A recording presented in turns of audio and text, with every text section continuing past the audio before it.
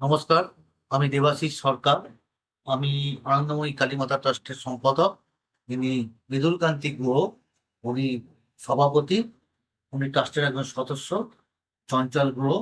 এর বাইরে আমাদের ট্রাস্টের আরো দুজন সদস্য আছেন। একজনের নাম অরুণ রায় মজুমদার, উনি আমাদের ক্যাশের দায়িত্বে আছেন। আর একজন হচ্ছে সঞ্জীব মণ্ডল। এই স্থাপিত হয়েছিল আমাদের পূর্বজদের দ্বারা, এই পাড়ারই পূর্বজদের দ্বারা 1957 সালে।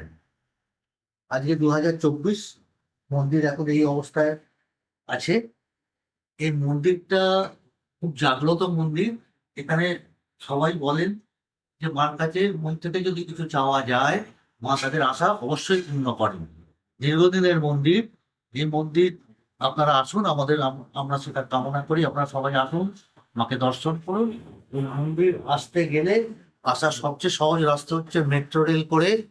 যদি আপনারা মাস্টারটা সূর্য সেন মেট্রো স্টেশনে নামেন, তাহলে সেখান থেকে শান্তিচক্র ক্লাব বললে যে কেউ দেখিয়ে দেবে, বা রিক্সাতেও আসতে পারেন, হেঁটেও আসতে পারেন। এসে শান্তিচক্র ক্লাবের পাশেই এই আমাদের মন্দির। অথবা যদি কেউ 5 নম্বর রুট ধরে আসেন, তাহলে যাদবপুর ক্রস করে বাঘাযতীন হয়ে আহ লালকার মাঠ হয়ে এখানে আসতে হবে। সেক্ষেত্রেও লালকার মাঠে নেমে যদি বলেন যে আমরা শান্তিচক্র ক্লাবের কাছে যাব, কোনো রিক্সাওয়ালা বা যে কেউ দেখিয়ে দেবে, সেইভাবেও এখানে আসা যায়। আর এই মন্দির আজকে এই অবস্থায় রয়েছে। আমরা চাইছি যে মন্দিরের উত্তরোত্তর আপনাদের আশীর্বাদ আমরা কামনা করি, যাতে মন্দিরের আরো শ্রীবৃদ্ধি হয়, আমরা মায়ের সেবা আরো ভালোভাবে করতে পারি। এরপর আমাদের সভাপতি উনি কিছু বলবেন।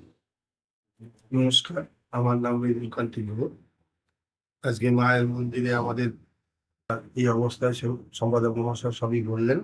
তবু আমি একটা কথা বলি যে আগামী দিনে আমরা মন্দিরে একটু উন্নতি করতে একটা নতুন প্রোগ্রাম নিয়েছি, যে তার পরিবারের কারো স্মৃতির উদ্দেশ্যে যদি কোনো ফলক টলক দিয়ে সবাইকে কিছু করতে চায়, তাহলে আমরা বাধিত হব। নমস্কার।